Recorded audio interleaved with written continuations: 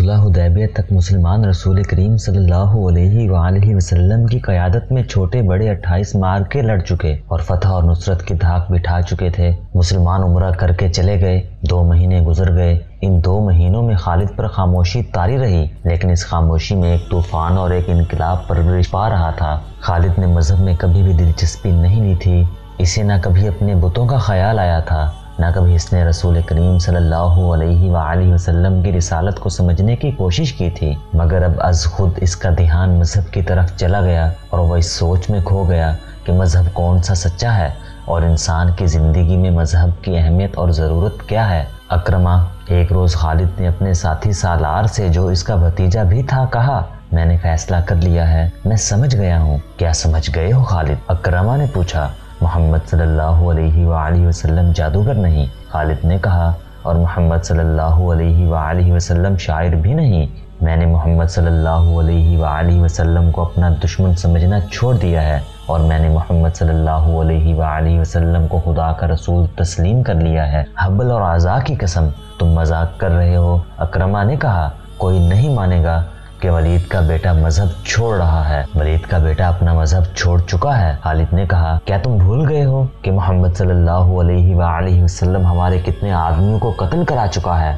اکرمہ نے کہا، تم ان کے مذہب کو قبول کر رہے ہو جن کے خون کے ہم پیاسے ہیں۔ میں نے فیصلہ کر لیا ہے اکرمہ، خالد نے 2 ٹوک لہجے میں کہا، میں نے سوچ سمجھ کر فیصلہ کیا ہے۔ اسی شام ابو سفیان نے خالد کو اپنے ہاں بلایا۔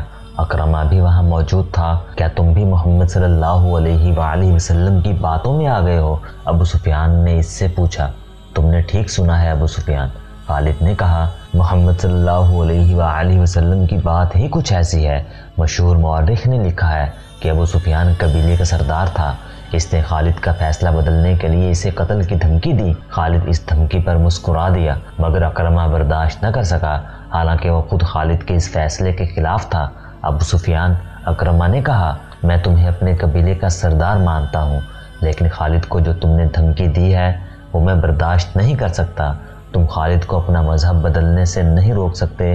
اگر تم خالد کے خلاف کوئی کارروائی کرو گے تو ہو سکتا ہے کہ میں بھی خالد کے ساتھ مدینہ چلا جاؤں۔ اگلے ہی روز مکہ میں ہر کسی کی زبان پر یہ الفاظ تھے، خالد بن ولید محمد صلی اللہ علیہ وآلہ وسلم کے پاس چلا گیا ہے۔ خالد یادوں کے ریلے میں بہتا مدینے کو چلا جا رہا تھا۔ اسے اپنا ماضی اس طرح یاد آیا تھا جیسے وہ گھوڑے پر سوار مدینہ کو نہیں بلکہ پیادہ اپنی ماضی میں چلا جا رہا ہے۔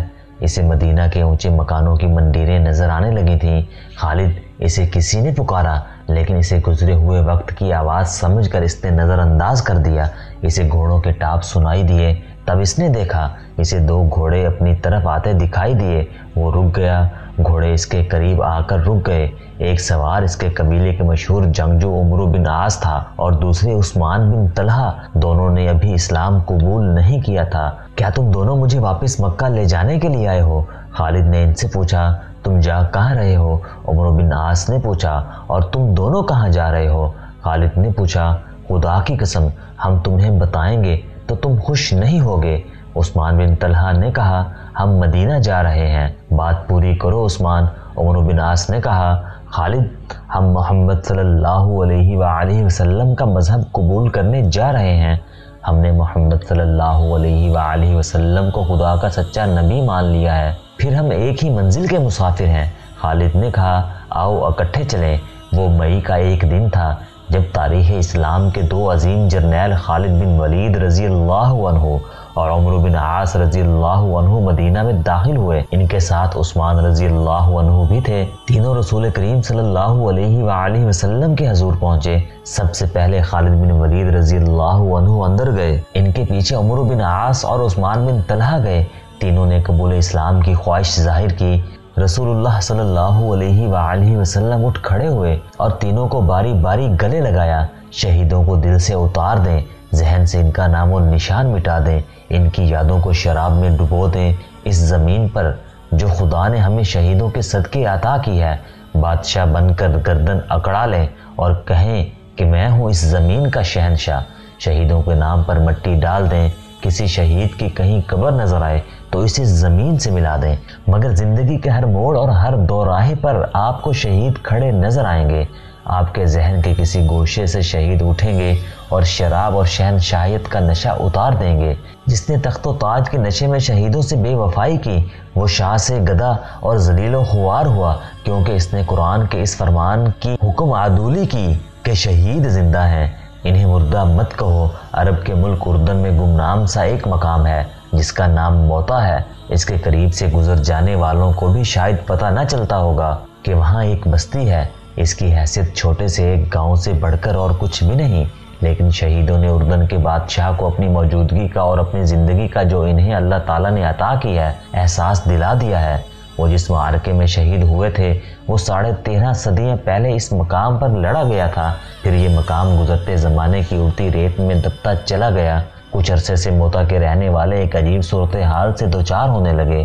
آج بھی وہاں چلے جائیں اور وہاں رہنے والوں سے پوچھیں تو وہ بتائیں گے کہ ان میں سے کوئی نہ کوئی آدمی رات کو خواب میں دکھتا ہے کہ 13.5 صدیاں پہلے کے مجاہدین اسلام چل پھر رہے ہیں۔ کفار کا ایک لشکر آتا ہے اور مجاہدین اس کے مقابلے میں جم جاتے ہیں۔ ان کی تعداد تھوڑی ہے اور لشکر کفار سیلاب کی مانند ہے۔ معرکہ بڑا خونریز ہے۔ یہ خواب ایک دو آدمیوں نے نہیں، وہاں کے بہت سے آدمیوں نے دیکھا ہے، اور کسی نہ کسی کو یہ خواب ابھی تک نظر آتا ہے۔ یہ لوگ پڑھے لکھے نہیں، انہیں معلوم نہیں تھا کہ 13.5 صدیاں پہلے یہاں حق و باطل کا معرکہ لڑا گیا تھا، مگر ان کے خوابوں میں شہید آنے لگے۔ یہ خبر اردن کے ایوانوں تک پہنچی، تب یاد آیا کہ یہ وہ موتا ہے جہاں مسلمان اور عیسائیوں کی ایک لڑائی ہوئی تھی۔ یہ عیسائی عرب کے باشندے تھے۔ شہیدوں نے اپنے زندہ ہونے کا ایسا احساس دلایا کہ اردن کی حکومت نے جنگ موتا اور اس کے جنگ کے شہیدوں کی یادگار کے طور پر ایک نہایت خوبصورت مسجد تعمیر کرنے کے احکام جاری کر دیے۔ اس جنگ میں 3 سپہ سالار زید بن حارث، جعفر بن ابی طالب اور عبداللہ بن رواحہ یک کے بعد دیگرے شہید ہو گئے تھے۔ ان تینوں کی قبریں موتا سے تقریباً 2 میل دور ہیں، جو ابھی تک محفوظ ہیں۔ مدینہ میں آ کر خالد بن ولید نے اسلام قبول کیا تو ان کی ذات میں عظیم انقلاب آ گیا۔ 3 مہینے گزر گئے تھے۔ خالد زیادہ تر وقت رسول کریم صلی اللہ علیہ وآلہ وسلم کے حضور بیٹھے فیض حاصل کرتے رہتے، مگر انہیں اب بھی عسکری جوہر دکھانے کا موقع نہیں ملا تھا۔ وہ فن و حرب و ضرب کے ماہر جنگجو تھے۔ ان کا حسب و نسب بھی عام عربوں سے اونچا تھا، لیکن انہوں نے ایسا دعویٰ نہ کیا کہ انہیں سالار کا رتبہ ملنا چاہیے۔ انہوں نے اپنے آپ کو سپاہی سمجھا اور اس حیثیت میں خوش رہے۔